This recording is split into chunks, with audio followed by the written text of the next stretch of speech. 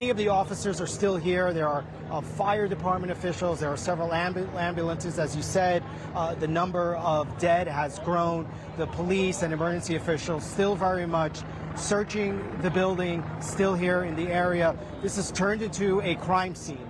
Also significantly, a off-duty police officer who was working a paid detail here, which we see all across the country really, and really in New York City, where there are off-duty officers who are allowed to wear their uniforms, and they work to make extra money. It's essentially a way for them to make extra cash. And that's what this officer was doing, standing outside this building when the gunman shot him. And luckily, perhaps in some ways, this may have prevented a much larger tragedy, this interaction between this off-duty officer and the gunman. So we are now waiting for the NYPD and for the mayor and other New York officials to hold a press conference. Things are somewhat slowed now because of the death of this officer.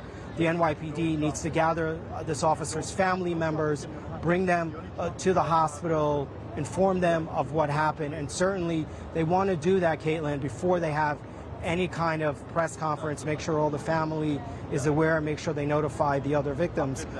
One of the eerie things, and I can't get this out of my head, is when I got to this scene, watching people in the building, and the building is just over my left shoulder here, watching the people in the windows who were in that building where the gunman was believed to be, standing there trying to figure out what was going on, and the NYPD just flowing in, running towards the building.